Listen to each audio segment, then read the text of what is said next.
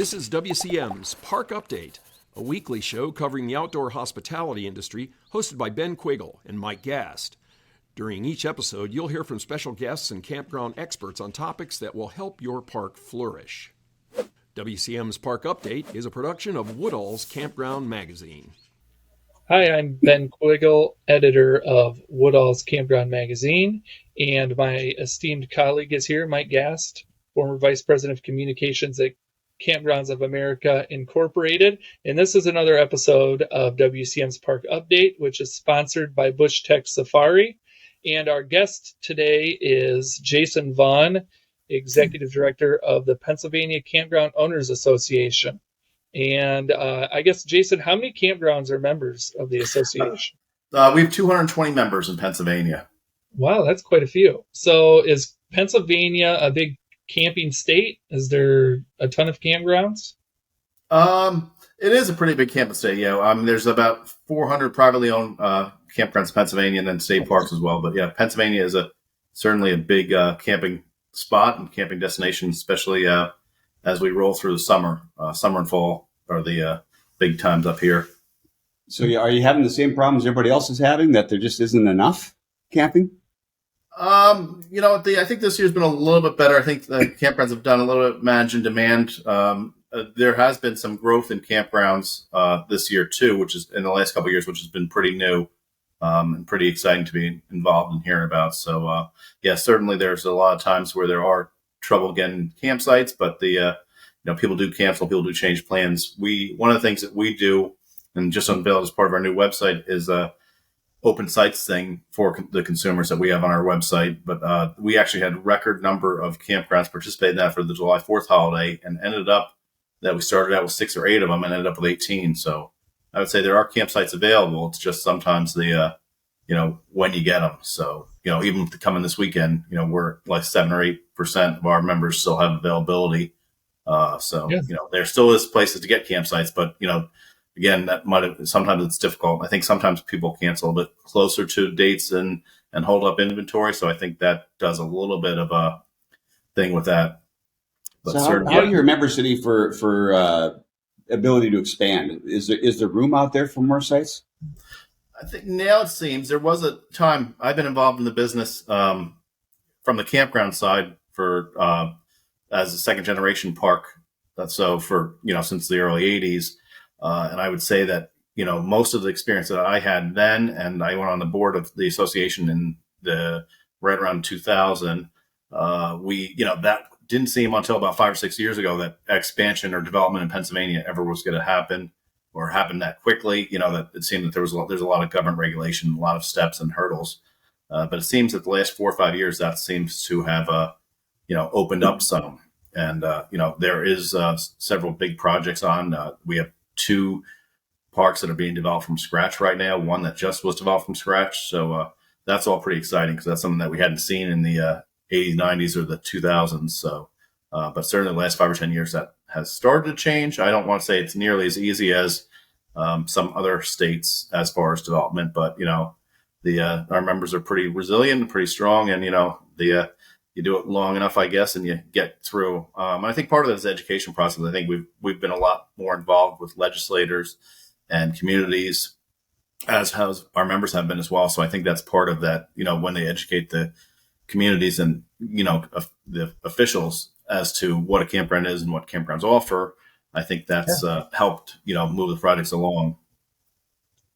Yeah, we're just scrolling through the new website here. So you guys just had this go online this past spring, right? We did, yeah. We actually did 3 new websites. The PA Camping one was a project that we started. It was supposed to start just before COVID, and with COVID and losing our show and losing a few other things, we actually postponed that a little bit. So we started that about 1.5 years ago. We had a year-long campaign where we're doing video and photography. So all the photography and stuff is fresh on the site. We unleashed this website in January. We did our cabin and cottage outdoor lodging website in April, the end of April, beginning of May. And we also did a New York RV show website too this year. So we were super busy on the website front. So we find them important, and obviously campers do. So, we put a lot of time and effort into, reinventing those three wheels. We would have probably done them one at a time if it wasn't for the fact that we had the COVID delay for a year and a half, but Yeah. we're glad to get them out there. Well, I mean, it looks great. You got a ton of photography on here, and you help campers with the attractions. The flow seems pretty good.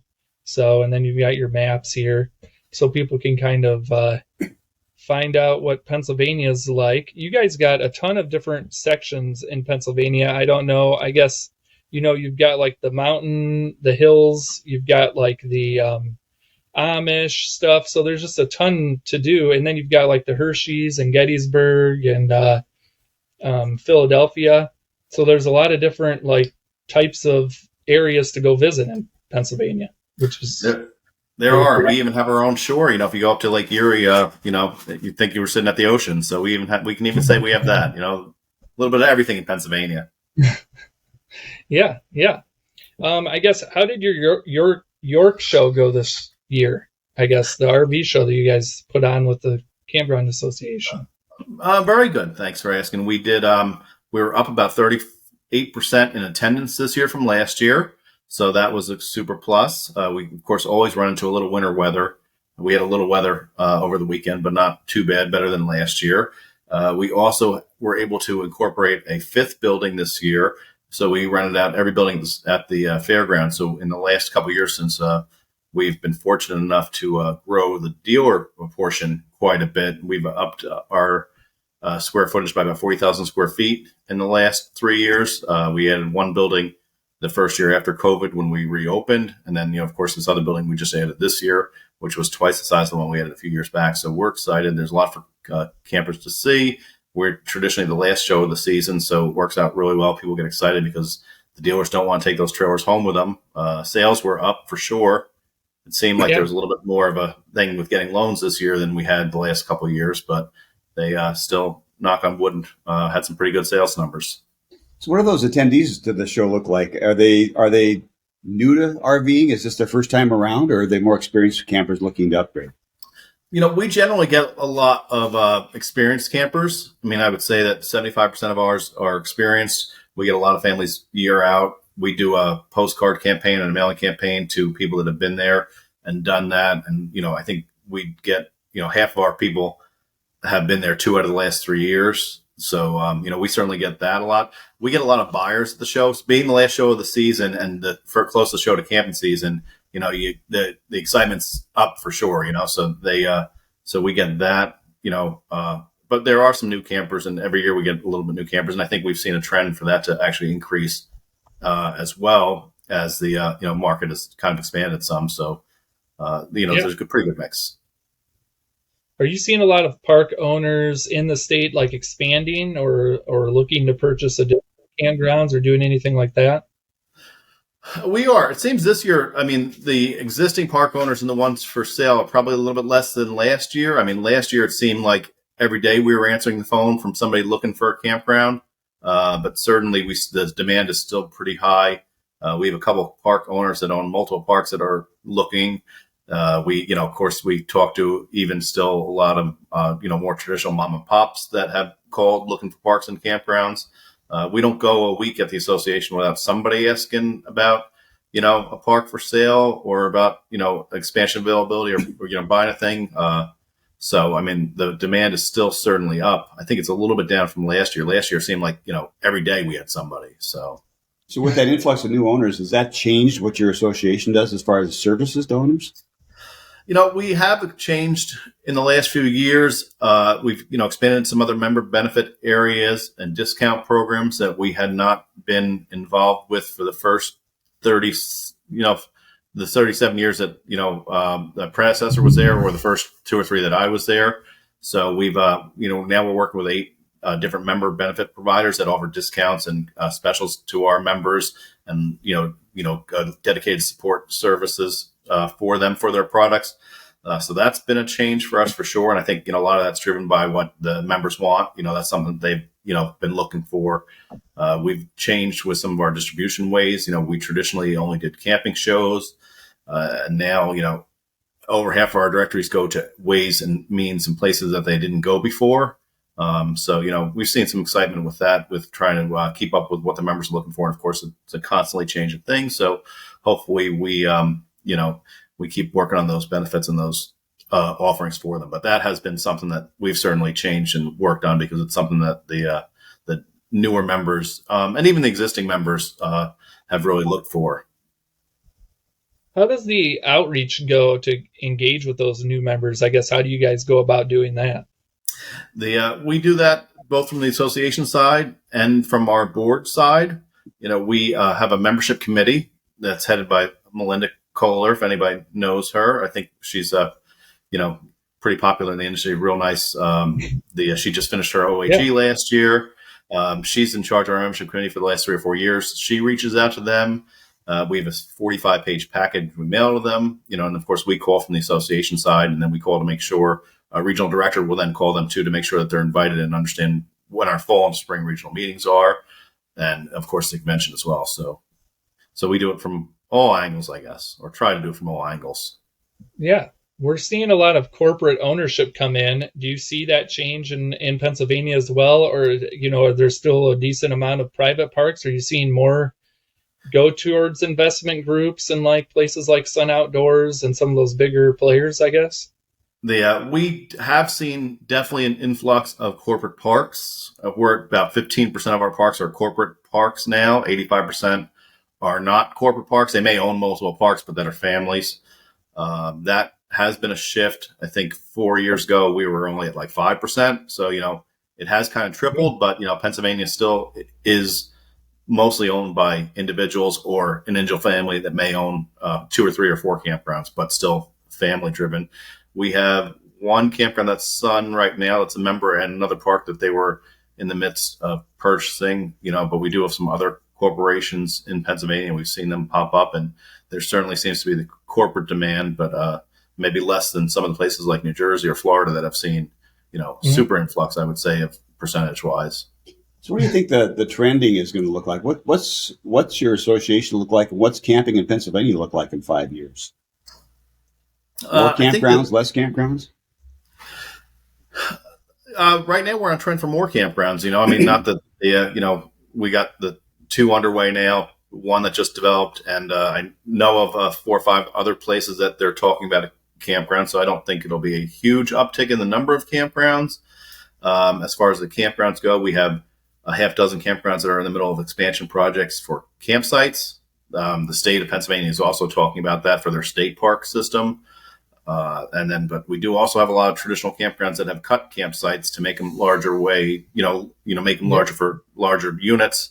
But so far it does seem that there will be an uptick in campsite numbers for sure in the next 5 or 10 years. So Pennsylvania's had campgrounds for a long, long time. Is landlocked campgrounds a part of the problem? We do have some landlocked campgrounds, but we have a lot of campgrounds that have a lot of space. So I would say that the infrastructure getting to the parks, the bandwidth availability of some of the internet stuff holds up some areas of development that probably could develop faster, which I know there's lots going on for that. And I know we had a conference call just the other day about the infrastructure bill and what that means for Pennsylvania. So I think that's coming along. But, we have a lot of areas in Pennsylvania that are pretty rural, that have lots of space. Just sometimes that the getting this through the hurdles of the power company, we hear campgrounds that takes, sometimes a long time for that, going through, and of course the state permitting process. So, I think we seem to have quite a bit of land available to a lot of parks. So I think that will start to come around too. Are you seeing a lot of communities that have an appetite for these types of developments where maybe new parks are coming in? Are you seeing a lot of park owners struggling to get expansion permits or developers struggling to get the rezonings and stuff they need? Or is that, something you don't hear a lot about, I guess? It's a lot better than it was 10 or 20 years ago. So I think that the ball's moved quite a bit. I don't necessarily say that it's easy, but, and a lot of things in Pennsylvania, like the rest of the Northeast, just take a lot of time. So not necessarily they get turned down. our park, for instance, I mean, we had hooked up a power for service last fall, and I mean, we're waiting, and it still hasn't been hooked up by the power company. And the last one before that took about 6 or 8 months too. So, I mean, some of the things are just time driven. I know we had that in our town as well, which, so, it's not just for the campground side. There was a Tractor Supply, if you've heard of that store, it's a chain store that sat completely ready to go for 6 weeks while they waited to have their power turned on. So part of it is just that there's, lots of other development. I think a lot of these companies have scaled back. It seems that after COVID, they still haven't got quite back to, working in a timely manner, maybe. I know some places that, move a lot quicker than others. So I think that's part of the thing in Pennsylvania that we've worked through and struggled with, is that how long that stuff takes. But there's a lot of other areas in the country that maybe think that we have it a lot easier. So I know we certainly don't have it the worst either. Can you tell us, just tell the audience what park you're talking about? You guys, you do like own a park or? Oh, yes. It's Mountain Vista in the Pocono Mountains. Okay. How many sites does that park have? We have 200. 200. Wow, that's pretty cool. So, now's a good spot just to take our break and to recognize our sponsor, Bush Tech Safari, and we will be back in a few minutes. No, ma'am. This is a 5-star establishment. We do not have tents. Another one. Another one. With bespoke modern design, state-of-the-art craftsmanship, and only the finest quality materials, Bush Tech Safari manufactures tents that take luxury to the next level. A true combination of 5-star luxury and a 5 billion star experience. Tents. Better, best, Bush Tech. Hi, welcome back to WCM's Park Update, sponsored by Bush Tech Safari, and our guest today is Jason Vaughan, Executive Director of the Pennsylvania Campground Owners Association. And I know there's another association, sort of, the PRVCA, which I can't remember what the abbreviation stands for. But how do you guys work together? I believe they have some campgrounds in their association as well, right? But you guys do work together on some projects. They do, and we do. I believe there's about 55 or 60 campgrounds that are members of theirs. I'm not 100% sure. And we encourage membership in their organization, and they encourage membership in our organization. I actually sit on their board of directors for the last 3 years, I believe. Okay. So we have a real active relationship with them. A few things, their executive director has stepped in for us. We had a legislative event that I couldn't attend because I was at a different event. So, they did represent us. We work really well together. They were actually... some of their staff was at our regional meetings. They actually will be at our conference, a few of the guys from their office. So, we have a great working relationship. They actually have the Hershey RV show, which is up in September, which is probably the biggest and best RV show in the country. See all the new stuff coming out. So certainly, they're a great organization to work with. So I'm going to drag out a question that we bring up with a lot of our guests is ERVs and recharging electric vehicles. Is that something of interest to your members right now, or are there people out there doing that already? So it is, and we actually have a two seminars at our convention, which we actually arranged with a contact through PRVCA that will be, talking about that issue. And we've had and Heidi actually from Utility Supply Group, they talked about that as well last year. So it's certainly something that has been coming to the forefront, a little bit. And I think that's probably to continue, of course. It's one of those struggles to see how much power you can provide, of course, how much they were going to provide, how much they're going to need, and where they can get them. It's certainly coming along. I don't know if it's coming as fast here as maybe other areas, the RV sector. But they're talking about the all electric RVs and all the different stuff with that. I mean, even if you look at that stuff with them, they're so technical now. So everything's changing super quick, I guess.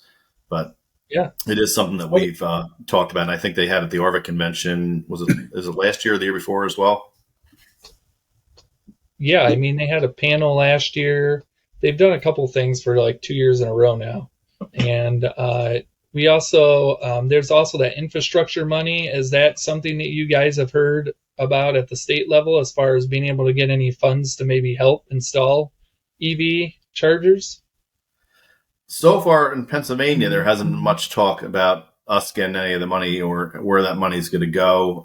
There was a little bit of talk about state parks at some point, but that more came from a national level, I think. And I mean, they talked about it a little bit in Pennsylvania. But so far, that part of the electric vehicle thing, I don't know if Pennsylvania is quite as far engaged with legislatively as some of the other areas and some of the other ones. I mean, there's been more of a push for the getting the electric grid fixed, getting internet access out to some of these other rural areas. Pennsylvania is a big state with a lot of land outside of the couple of big cities. So I know that's been where it seems that Pennsylvania is going right now. I'm not saying that couldn't change, but I mean, there has been talk. I think Governor Shapiro's talked about it a little bit, but as of now, there's not been much moving that needle yet. So as a campground owner, what's the hot amenity? What are you telling new campground owners that they just have to have on a campground? Right now, Wi-Fi, I think, has been probably the biggest thing. I know it's been for a little while. It's certainly not just now, but it seems it's something that, people eat up and use for everything. And even the TV thing, it doesn't seem that people utilize the cable or worry about the cable as much. I mean, they don't even hook up as much. I mean, but it seems that everybody has lots of devices. And I mean, the units are smart. The TVs are smart. It seems that that's the biggest thing right now that from the consumer standpoint that they're looking at. And how challenging is that to keep up to date? And it is challenging. Our members have been done a great job with that for sure. But there's, all the roadblocks of some of these places being 7 or 10 miles into the woods that you don't have access to it. And I know a couple of used Starlink, and some of that stuff has changed then where they've started doing bandwidth stuff on them. So, I mean, it seems like every time you get one step forward, you get, a step backwards or something. But, there's certainly been some new creative ways for sure. I know I talked to a park the other day that had done all that investment in that Starlink and put in all the satellites and towers, and then got the thing that they were going to be limited to. I might have the number wrong, but maybe a gigabyte a month or something like that. And so, of course, there's all those challenges that, you do all this stuff and then the technology changes so fast. You put this in and, just like the 5G phones and the airplanes and everything else, it changes very quickly nowadays, I guess. Yeah, definitely. And I mean, you guys got all those hills too, and hills never help with Wi-Fi. Hills don't help. Trees don't help. Metal RVs don't help. There's a. So, yeah. So, I mean, I know that the federal government and a lot of state governments have been working on rural access. So hopefully that tide continues to turn on the Wi-Fi front. I know a lot of park owners I've spoken with have said it's been getting better. So hopefully it keeps getting better. So, is there, do you see a lot of glampers in Pennsylvania? Are they looking for like those unique accommodation units? And are you seeing parks like respond and add more? Yes, for sure. Yeah, glamping's real popular. I mean, it was popular before, and I think the pandemic pushed it along pretty quickly. Lots of our members have some pretty cool rental units, and and there's certainly the demand, and the people really get into them. Tree houses and glamping pods and glamping tents. But there seems to be definitely for the unique experience, and I think our members have done a great job capitalizing that and providing an experience for the consumers. People went out and done some pretty interesting things. Train locomotives. I mean, there's real neat different experiences that parks have. So that's been exciting to see and be a part of. And that's certainly, something that the consumers seem to be really catching on to and really enjoying.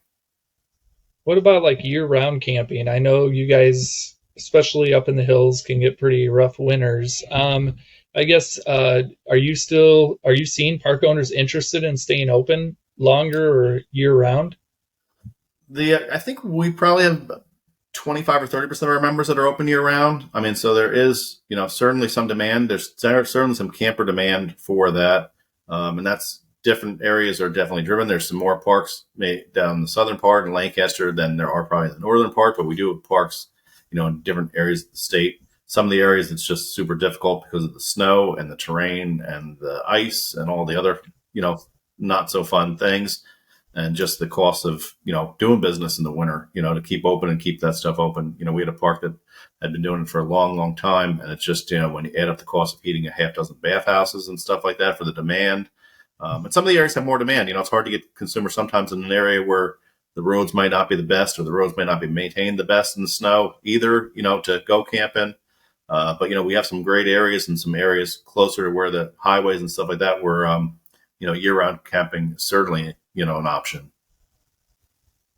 I think one of the other topics we keep bringing up is the eclipse. And I know it doesn't go over like a large section of Pennsylvania, but is that something you hear your members talking about, or like campers, as we look at the eclipse in April next year? Not yet so much. We've looked at it a little bit and seen, putting some thoughts together.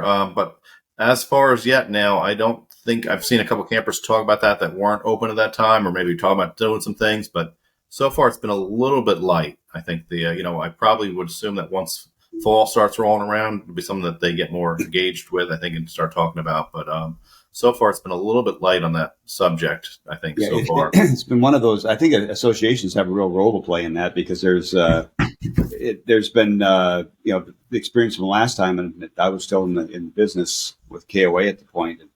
The mistakes that were made is that people didn't get their rates set properly prior to the reservations coming in, and some of them kind of missed revenue opportunity there, because campgrounds are going to fill up. Everybody that's under the shadow there is really going to have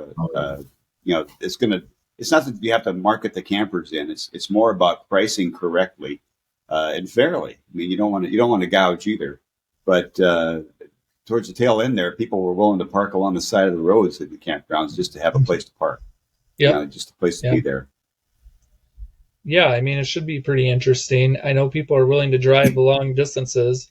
In Pennsylvania, though, with the hills and everything, sometimes it's just difficult to get around the hills sometimes, right, Jason? Oh, for sure.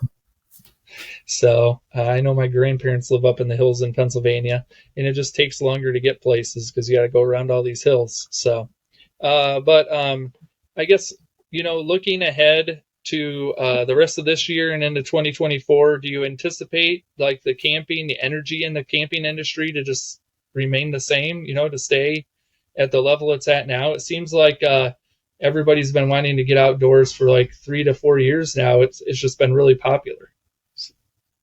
Yeah, I think so. I think it's something that, of course, I know they talk about some of the people, once they do it, stopped, or didn't do it. But I mean, certainly the core group of campground customers are very super engaged. I mean, they talk about it all year long. You read the things. I mean, they're in January, February, December. I mean, they just can't wait to get out. But I think there's been a lot of people for sure that got involved too in the last 3 or 4 years that love it and can't imagine doing something different now. So I think that certainly will continue.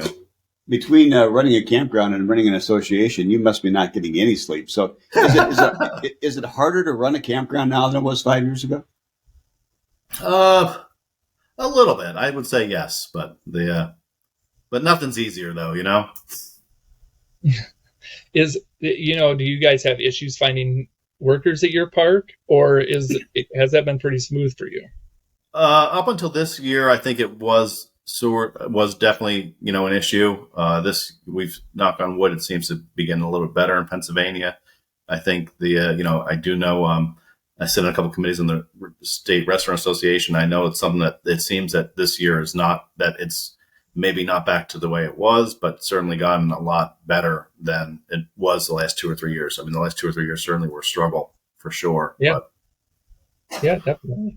Yeah, I think things are starting to ease up a little bit, but have you noticed the costs going down on anything yet, or is inflation still an issue? A little bit of some stuff seems to be starting to come down a bit, but it doesn't seem like it's come down a whole lot. But some of the food things have come down. Some, I think, some of the products that the parks use have come down a little bit, but it seems like not as much as you'd maybe want them to come down yet. But yeah. Okay. Well, it was great touching base with you, Jason. I think we can wrap up. It's always good to see you, and you go to a ton of different state and national conferences. Well, at least I've seen you at a bunch of different ones, so you get around some, and it's always fun to see you in person and on something like this. Hopefully things continue to go well in Pennsylvania this summer. So thanks a lot, guys, for having me. Thank you, Jason. Yeah, well, thanks everyone for watching, and we'll be back next week with another WCM's Park update, and have a good week. Thank you for listening to WCM's Park Update, a production of Woodall's Campground Magazine. Join us for a new show each Tuesday at 3 p.m. Eastern on Facebook, YouTube, and wherever you listen to podcasts. Follow us on Facebook and LinkedIn for daily news and updates, and subscribe to our news feed on our website at woodallscm.com. Show hosts are Ben Quiggle and Mike Gast. Executive producers Rick Kessler and Alex Burkett. Copyright 2022, G&G Media Group.